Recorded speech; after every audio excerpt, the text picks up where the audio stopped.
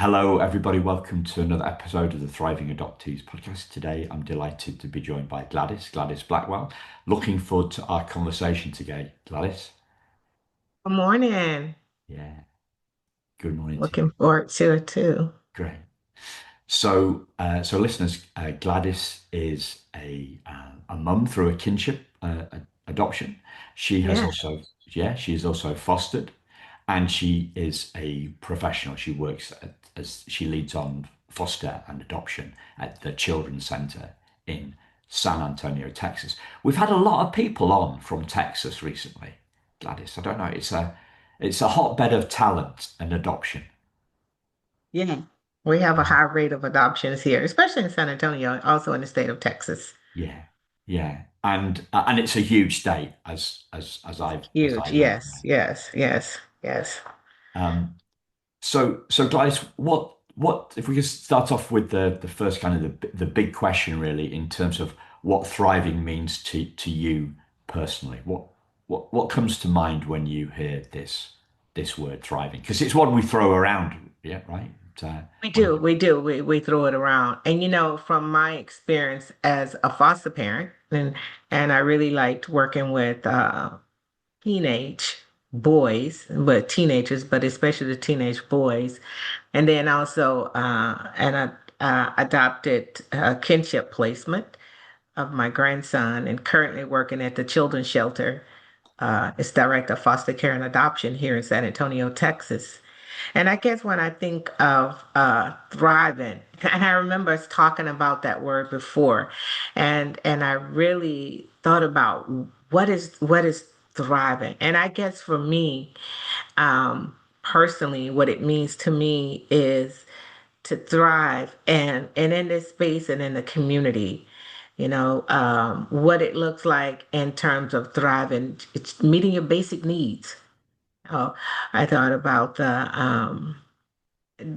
the kids that I've worked with and those that I wanted to adopt that I didn't adopt because the rights weren't terminated. But also, when I think about my adopted son, grandson, and I got him at the age of 6, and he's 21 now. So, when I think about thriving personally, to me, is thriving is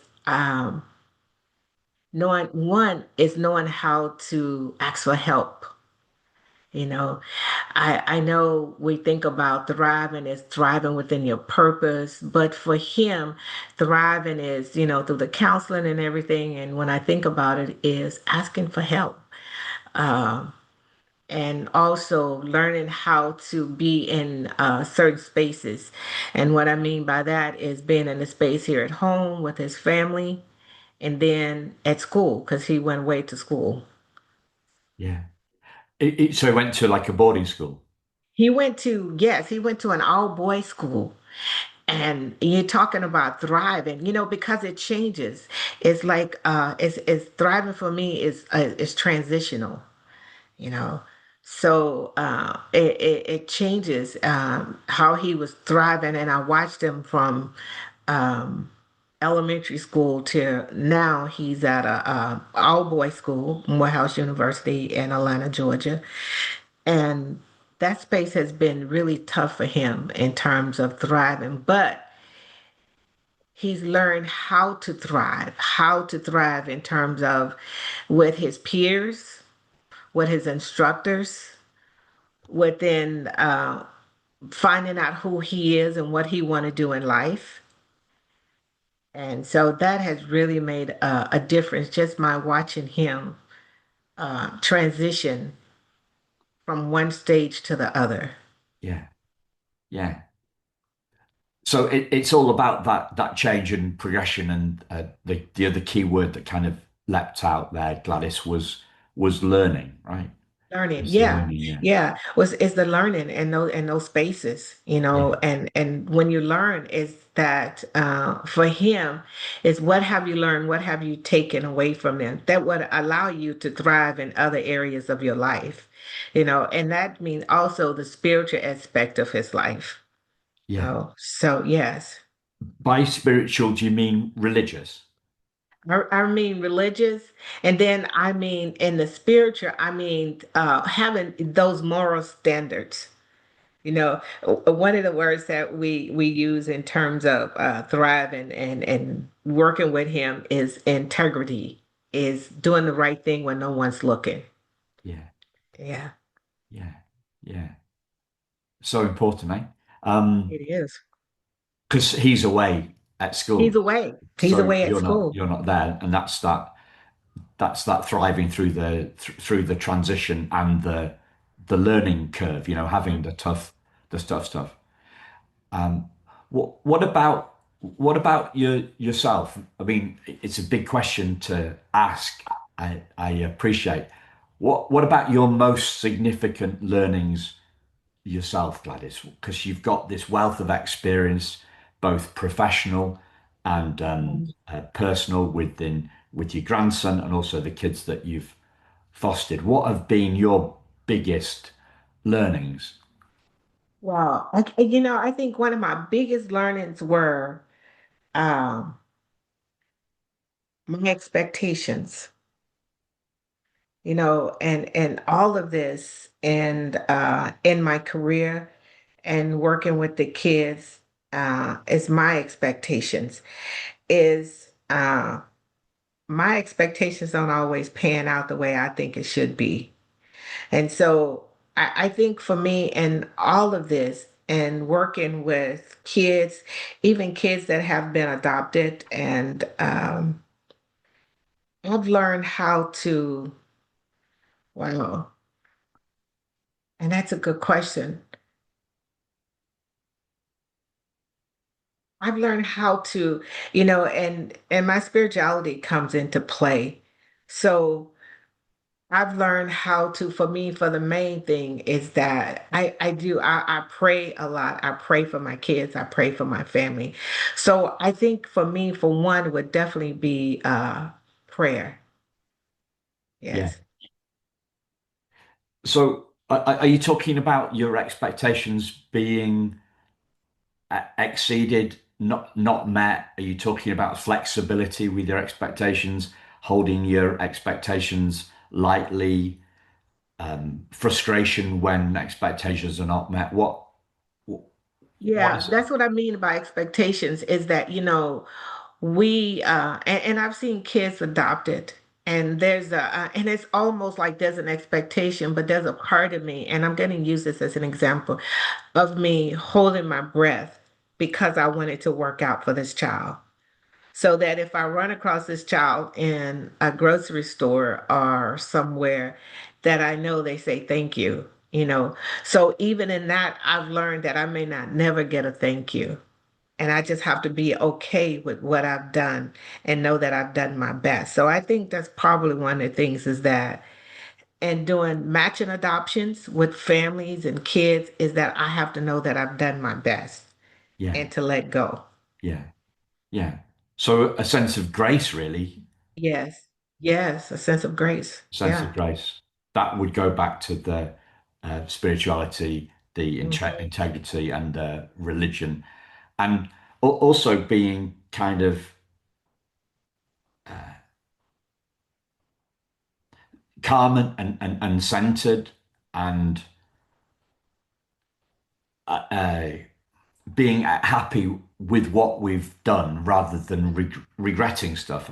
The thing that's coming up for Yeah. me is my own regret. I can look back on stuff that I've done, and if there's a sense of regret, then that can kind of gnaw away at Yes. me.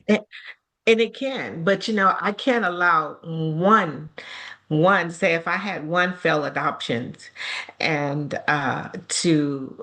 where I have that sense of regret for all of them. It is really on yesterday. I got a text of a little boy that was adopted. I guess he was about 2 years old now, so he's about 7 or 8 years old. Well, during that time, he had cancer.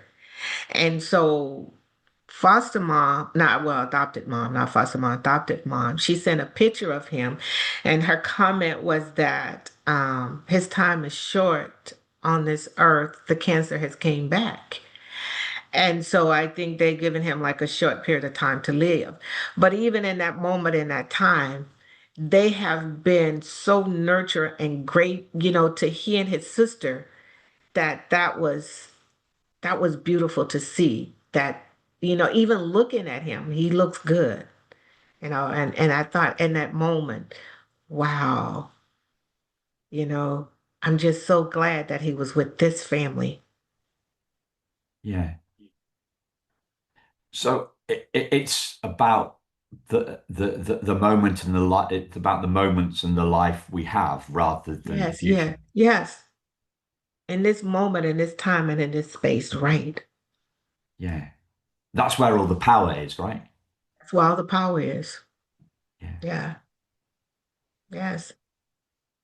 And just looking at him.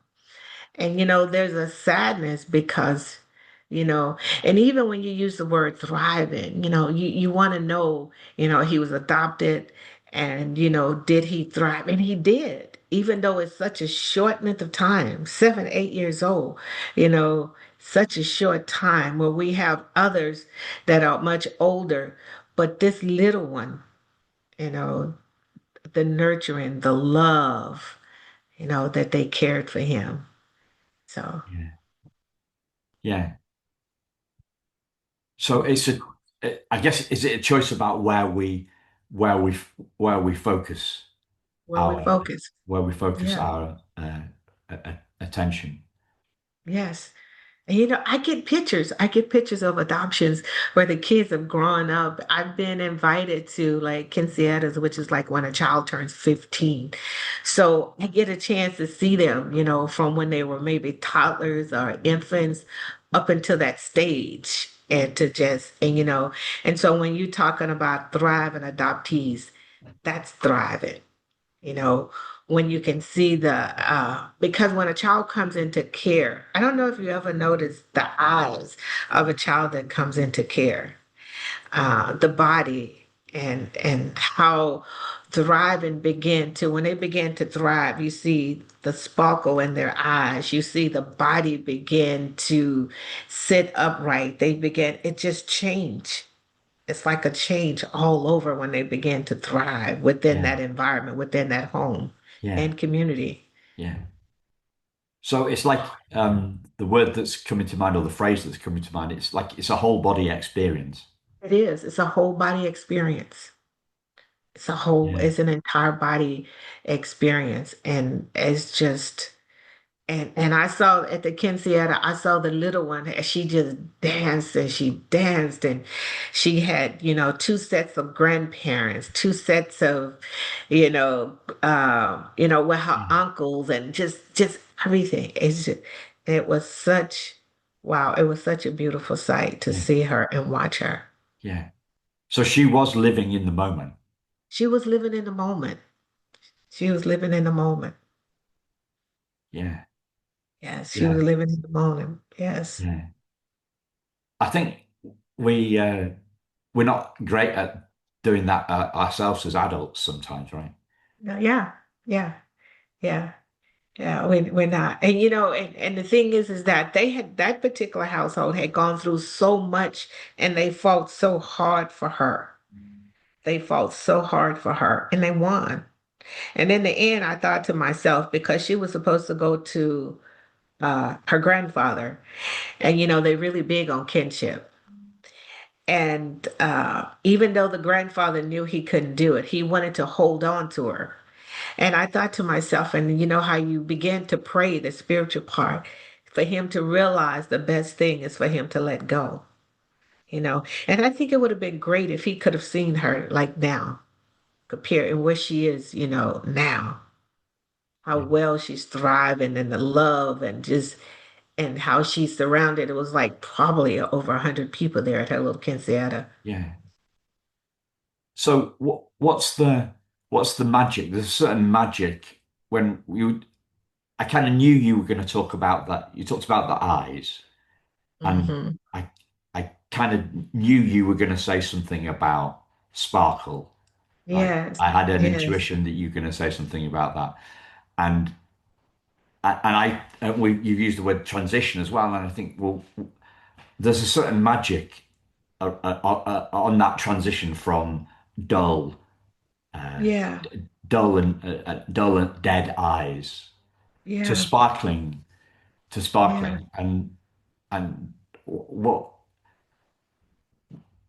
what's the it's magic, so it's kind of tricky It to is. break it It is. down. It is because, and even though in the midst of the thriving and what I see in her eyes, I know there's probably still questions, as well as my grandson, because I watched him, and he's had a lot of trauma in his life. But even in those different times and how um, there's still questions, there's questions in his little mind, but. And I remember once when he had came home from school and I saw him and I looked in his eyes and I said, like what's going on? What's going on? But he was in a time of his life where in that transition. And so now it's just like he had to work his way, but in the process of it with adoptees, I think in the midst of thriving is realizing what it is they need and asking for help. And what I meant by that earlier was like they still may need to go through therapy. They still need a community. He had churches, and we told him to connect with a church so he can connect with other like-minded teens his age. But just in that transition, what it is that he need. Yeah, and there's a humility to asking Yes, for yes, help rather than yes, a pride in thinking that we know it all. Um, yeah, yeah, yeah,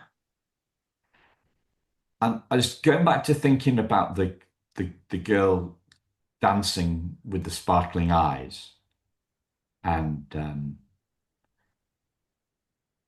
something that's going on for me at the moment is something that I feel is quite big at the moment is this idea that trauma seems to be all pervasive, yeah. but it's not. It comes and goes. It comes and goes. It comes and It, it, goes. it does. It comes and goes. So why do we treat it? I really have no idea. And I have Yeah. no answer to this to question myself. But why do we treat as if it's something that is always there when really it's something that comes and goes? Because we know that. Yeah. Um, I'm I'm thinking about uh, I'm thinking about when I did some work in elementary schools a long time ago. It was just 2013, I think, and I was doing a workshop with 10-year-old kids in an elementary school, and it was this was nothing to do with adoption, right? But this was to do with kids' emotions, we call that. And this little girl told me how I'd shared something about being bullied on scout camp, and she she shared something about the fact that she'd been bullied at dance class, uh, and so she stopped going. Wow. And something that something that she'd heard in the workshop that I gave helped her see that feelings are an inside job, right? Hmm. And that seeing that feelings are an inside job made her realize that she could go back to dance class. Wow. So I, and so the the trauma of the bullying that she'd been called names and said that she was a teacher's pet and she was a show off, and she'd been good, she'd been bullied for being too good at dancing. For being too good at it. Yeah. Right, right, right, Jealousy, right? right, right. Which was kind of ironic because Yeah. I was bullied at scout camp for not being good enough at scouts, Yeah, right? Yeah. right, So right, she'd been bullied right. for too good. But that that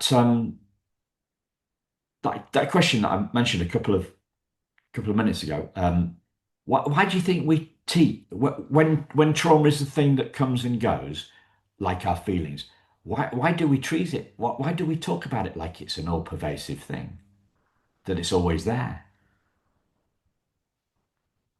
Well, could I say because we haven't quite healed from it, or we're not in a place to like the young lady, to give herself some grace, you know? And it's just, and I think when I was listening to you, I think in that moment with that young lady, the effect of a 10-year-old in terms of if you had not had that conversation to let her know that it's okay to get back in the ring, the impact it would have had on her entire life. It could have changed her life in other areas, all areas. Yeah, But in that moment, she chose to go back. and and that impact, that outcome was down to her seeing her Yes, own sovereignty of yes, her own feelings. That yes. that feelings are an inside job.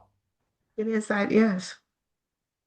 And it goes back to what you said about knowing that you've done, you knowing that you've done your best rather than needing. Yes, because if I don't, and I learned that early on from when I was a foster parent. And I knew the reason I got into this because it was something that I always wanted to do as a little girl. Not always knowing what it looked like, but I knew I wanted to help. I wanted to do these things. And then, one of the things they teach you is that not if you have an investigation, but when you have an investigation. And so, in that moment, when the first investigation and when I was accused of something that I didn't do, I cried and I cried out to God. And I said, God, why? Because you know my heart. I only want to help. I only want to do this. Why? And so, in that moment, it's like it came to me is that you have to do your best. You do your best and then you just let the rest go. You know what have you done and what you haven't done. And then so I didn't stop because in that moment I could have stopped. And I have seen people stopped, just stop. Yeah, Even kids that are being adopted, I tell my adopted families, and they, I said, and it's like, okay, I'm ready. I'm ready to adopt now. So since I'm ready, where's the child? And I said, it's just like, yeah, he's like, I'm ready. And I said, it's just like being pregnant. You know what I mean? It's a process. Just because you've read it, this child is being prepared for you over here. Now, I'm not saying it's going to be all this great, this child's going to be that, but the one just for you is being prepared, you know. And so it's a process. So yeah, that's how it is for us, even with adoptees and thriving through all of it. It's a process. yeah. I was thinking about, I'm not going to name the person. Let's just say it's a celebrity, right?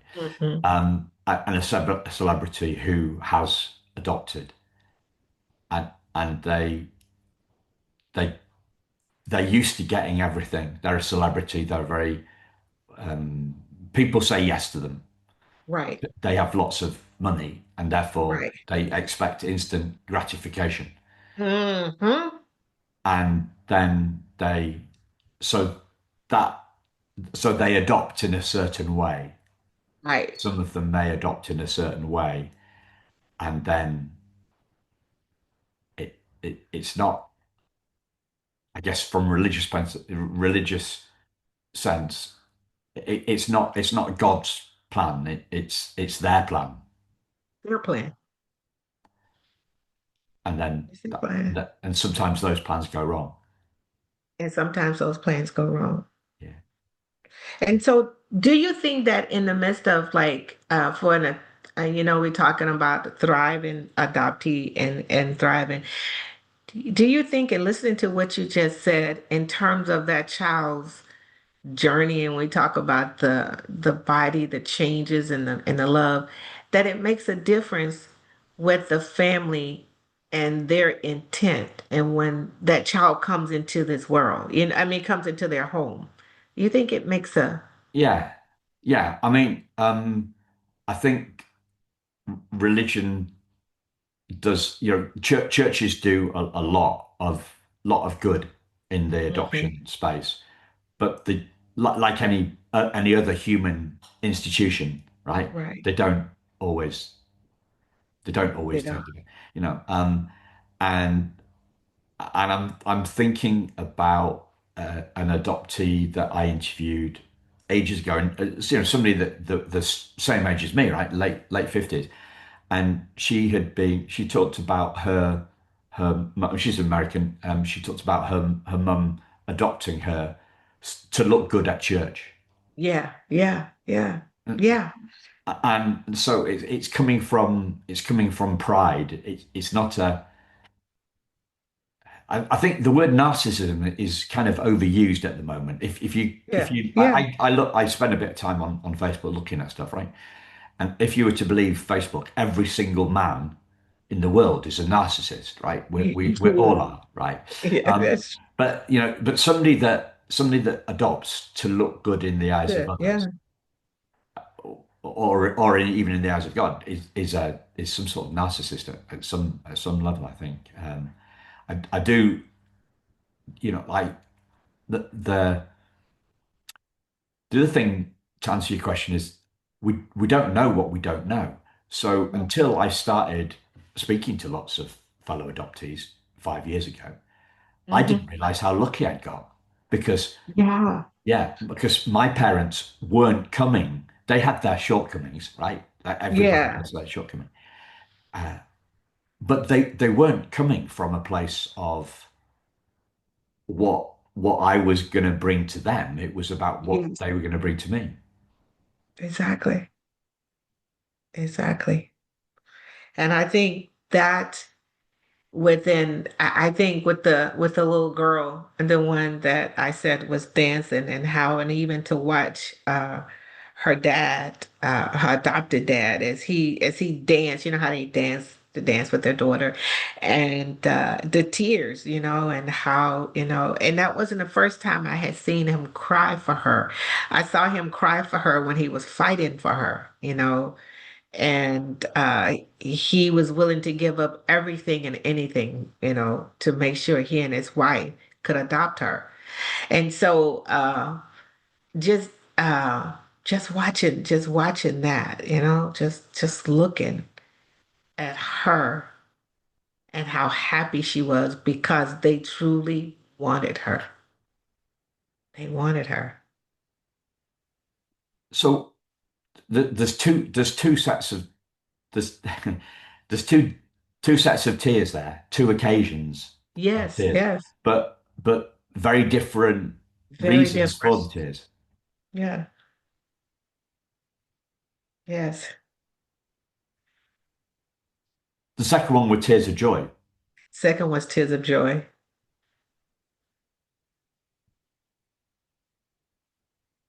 Uh, and what else? I mean, I've got a take on that. But what you without there were tears of joy and what do you think was behind that? It's tears. You know, I think it was tears of joy, but it's almost like that's his baby, and now she's 15, and it's just to see her look like a princess, because I do have a picture over here, but to see her look like a little princess, his little princess, and and the way she just looked, she was looking at him and she was smiling, and then when she saw that he was crying, how she that connection. And when you start talking about thriving, thriving looks so different in so many spaces, like I said, but to see that connection between the two of them, Yeah. and the word. adoption. There was no adoption. That was his daughter. Yeah. Does that make sense? Yeah. I think it might. I think it's that, and it's even more, right? So, Yeah. um, this might sound a little bit weird, Gladys, but I'm just going to go with it, right? I can cry listening to the watching television, watching the Super Bowl or something, and they're singing the Star Spangled Banner. Right. I can cry for that. I can Right. cry at that. So but clearly I'm not an American, you know, like I'm, Yeah. but I'm crying. I think I think it's because I have cried watching television. I have cried in rugby stadiums when they're singing the Scottish national anthem and the Uh-huh. French national anthem. It's not just the American national anthem that has this effect on me, right? Uh, But for me, it's a felt sense of oneness, yes. Yes. Yes. Yes. what some people might call unity consciousness, Yes. right? Yes. Which Yes. is, I think, what some people get at church, right? Yes. Yes. And a big word for me is joy. A sense of joy. So we can say that at some point thriving could be joy. It could be joyful. We could say that, Yeah, right? yeah. Because there is the joy in that oneness, Yeah, the it shared is. experience, the shared essence. Yes. And it We're was one. and it's,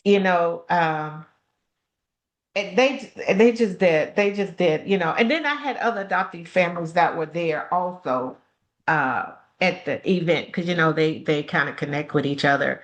And do you know what it's like to be in a room of seeing children that were adopted and how well they're doing, and what it's like to have a conversation with the families? And I know the kids are adopted, but to hear the conversation, you never know they're adopted. Does that, Yeah. I mean, yeah. And they I've go, had "Oh, that you as well. adopted?" Yeah. Yeah, yeah. So, what about the flip side? What gets in the way of our thriving, Gladys? Wow. Hmm. What gets in the way? I think there's a lot of things that gets in the way.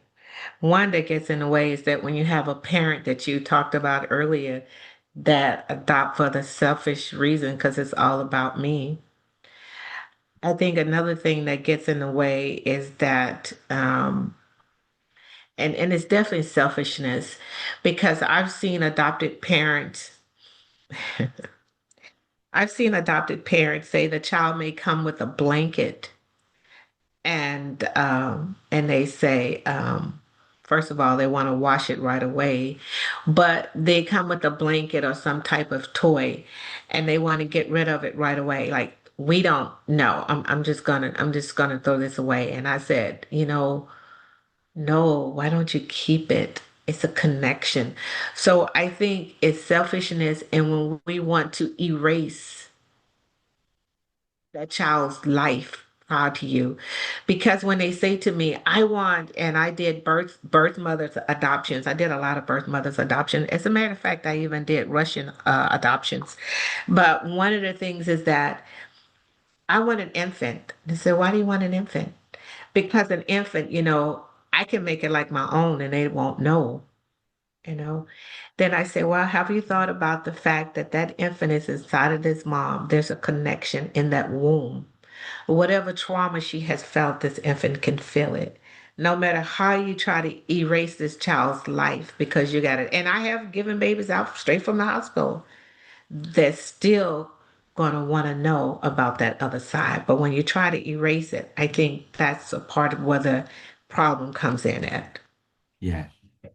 Yeah. When you Ha- want to erase, Do do you see less of that than there used to be, or more of that, or the same?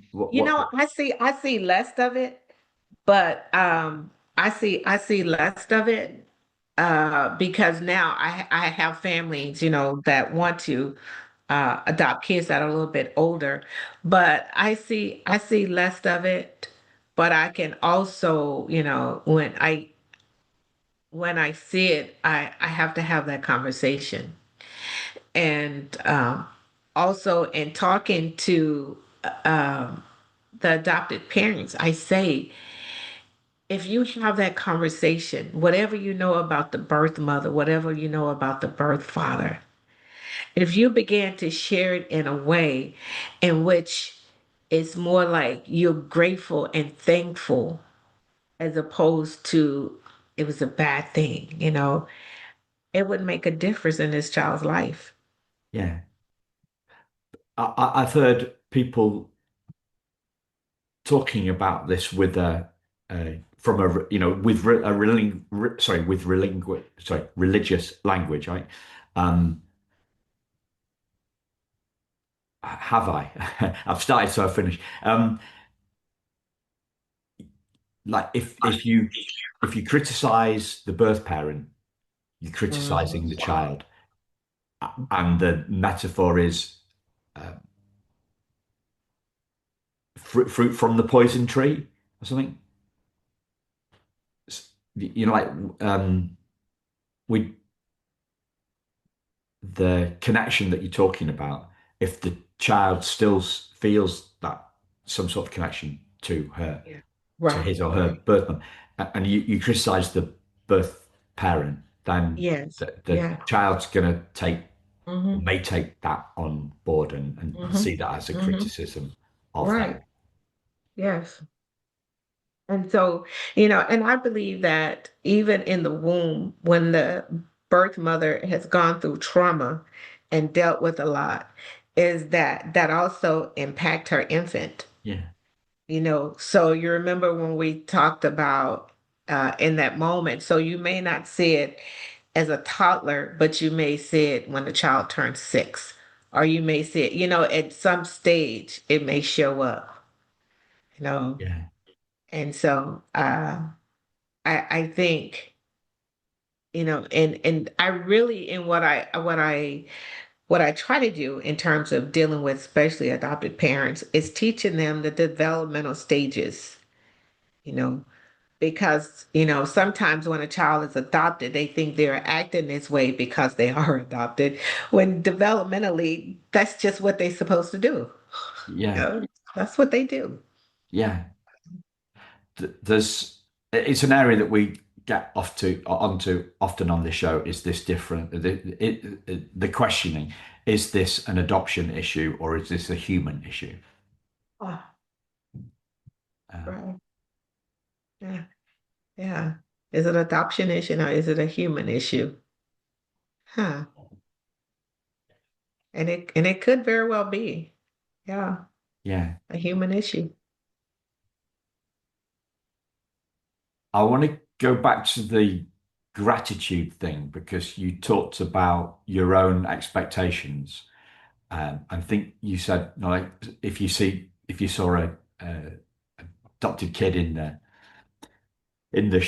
a grocery store, not expecting not expecting a thank you. Um, One of the things that adoptees get very cheesed off about, to put it politely, is this is an expectation of gratitude, uh, or that they're expected to be grateful. You know, there's books, right? There's a book.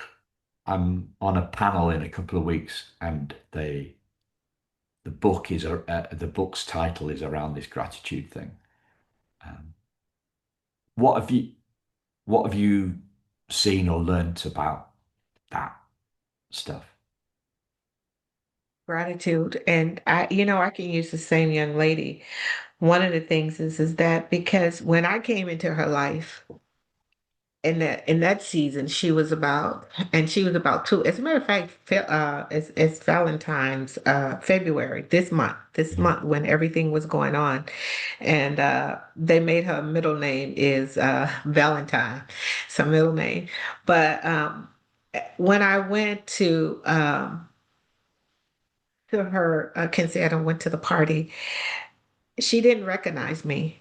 She didn't remember me. She didn't remember. And she was very nice and polite and thankful that I came and all of that and took pictures and made sure I had a picture when I left, but she didn't remember. But one of the things is that because I remember and I began to tell her some of the things and what she would do and how she would come to where I work and would try to take over. And anytime I had an event, she was like my right hand person, her. And so she was really excited to hear about that part and to Ah, know that I was there doing that journey of her life. But she didn't, and it was okay. It was okay. I was grateful and I didn't expect her to say thank you or anything. I was just grateful to her wow. that I was a part of it, to Yeah. see her then and now. Yeah. As you were sharing that, Gladys, I was going back to the celebrity who has adopted, right? And I was thinking about celebrities and celebrities trying to get a um, you know celebrities trying to get stuff and or minor celebrities trying to get stuff and them saying don't like at a hotel or a restaurant and say don't you know who I am Mm, mm. and that pride there Yeah. Hmm. Hmm. and the opposite of being selfless, right? My Yeah. mum and dad never expected gratitude from me. Yes. Yes. Exactly. Exactly. It's the other way around. They're the Yeah. ones that are grateful. It's the other way around. The other one grateful. And it was that I was grateful because I felt like God trusted me and allowed me to be a part of that. And I've had a lot of adoptions, I mean, a lot of adoptions. But I thank God, I've had adoptions where I felt like I was in the middle. I had the birth mother on this side, and then I had the adopted family on this side. And here I am in the middle, and my heart breaking for both of them because the birth mother is crying, but she knows she can't do it. She already has two kids. Very smart lady, all the aboves. And this family, yeah, no children. And that was a pretty tough place to be because I can only imagine her ride home. Yeah, yeah. You talked about something uh, that your son had gone through a lot of trauma. Yes. Um, we talked about this idea that trauma kind of comes and goes, Hmm. and I'm so but both of those definitions of trauma involve a start and a stop, don't they? Yes. Rather than something that is constant. Yes. And I'm going round back on this. I'm going back on this round on this question because I still haven't got an answer. What? Why do we? Why do we treat it as if it's constant? Because it's not. It's a felt thing, isn't it? It's largely a felt thing. Trauma is about Yeah. our feelings. It's not about our thoughts. You Yeah. talked about having having questions. You Mm. talked. I think you mentioned about your son having questions, and a lot of adoptees, myself as well, right? We have questions, Yeah. uh, but those questions can be. you know, those questions can be very emotionally charged or not, right? They don't. Not, Not all questions come with an emotional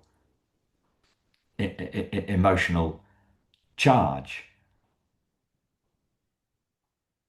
But when they're emotionally charged, they're coming from the trauma. They're mhm. coming from the feelings. It's about the It's in feeling. yeah, it's about, yeah, It's about the yeah, feeling. But feelings come and go, don't they? they come and go. Yeah, they come and go. And with him, I've taught him to um and I give you an example. Um, and we talked about learning when you're thriving, and then thriving, you're learning. And thriving can look so different. What may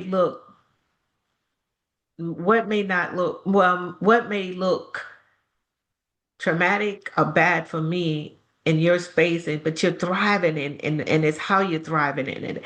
And I give you an example. One of the things that my grandson is, and I've watched him, and he's like, um, and I talk about him with people. It's like there's people, he got to have people, and he's in there and he's that.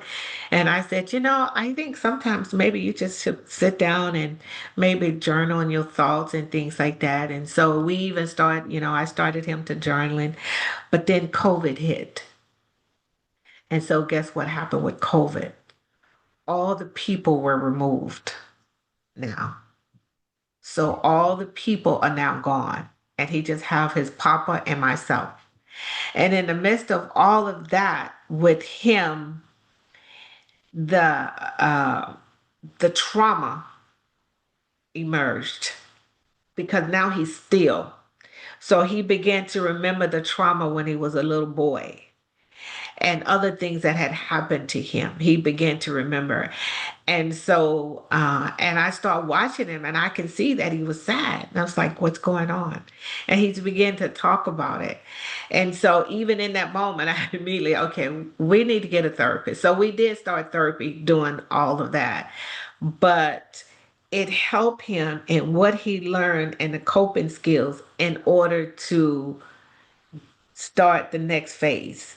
So when school started up, he was in a much better place. And then he began to realize that he didn't depend so much and need all these people, that to sit in his thoughts and whatever is going on in his world is okay. It's how you deal with it. No, but Yeah, it was tough. it was tough It and was lonely. tough and Lonely. lonely. For him, it was very lonely. Even though my husband and I were in the home, his Mm. papa, it Mm. was lonely for him. Yeah. I did some work in South Carolina a couple of years ago, 3 years ago, and it wasn't adoption related work. It was the kids kind of Uh-huh. kids happiness stuff, like the anti-bullying stuff I mentioned earlier on. Like, and they said that the teachers of this particular grade, I can't remember which grade it was now, but I think the kids were 9 or 10, and they were the ones that had missed out on on grade one because of COVID. And Mhm. so they said that had the lack of those firm foundations of that first year of Yes. of uh, of elementary school had talked about developmental Yes. stages. Yes. Mm. It had held back Yes. their development because they hadn't had that socialization. Yes. Because they'd been like your son who was so many years older than them, but Yeah. Yeah. it was still the absence of others. Yeah. That was the challenge. Yeah. Yeah. And for him, it was it was, and it was, and I'm really, and I'm really grateful for that time because it allowed him the opportunity to be by himself and know he can be okay in that space. And so being in school, he learned how, he'll say, "Oh, I just need some time. I need to be by myself." And he would go on walks and he would go to some part, the mountains or something, and he would take his Bible and he would pray and he would journal. So that was the good thing about, him just being away from people. But yeah, He could learn for himself. Yeah. he can learn for himself. Yeah. Yeah. So we're kind of And coming up driving on is learning. driving is learning. Yeah. Yeah. Okay. So that's what I call this episode. Yeah. That's great. Um, we're coming up on time here, Gladys. Is there anything else that you'd like to share that I've not asked you about? Uh, yeah, I guess, uh, and I guess for me, I guess you brought a little sadness up on my heart when you talked about the selfish reasons and the when a person wants to adopt because they want to look good at church. And I sometimes, like I say, I get that. I get that. And but one of the things you said that your mom and dad was grateful for you. And I think that's the one thing is that when we were about to get my grandson and we were about to adopt, and I was 55 at the time and empty nest, and I'm about to get 6 years old. He had just turned 6. So you can imagine how my world was, Yeah. And and I think with you and others, your mom and dad, they chose you. They chose to do that. I didn't choose to do this, They chose to do that. But one of the things is that even though I guess I was kind of sort of chosen in a way, but one of the things that for me in all of this is that I'm so grateful because there were so many things in the midst of him having him that it showed me. It showed me uh one, it'll keep me younger because I had to stay on my P's and Q's. Yeah. But it gave me a second chance to love different, to do things different, and to just enjoy and the laughter, with him. So it was just, I thank God and I'm grateful for a second chance. Even though my husband has 3 kids with a blended family and I had the two, I thank God for him. You know, Yeah. I thank God we got a chance, a second chance. Yeah.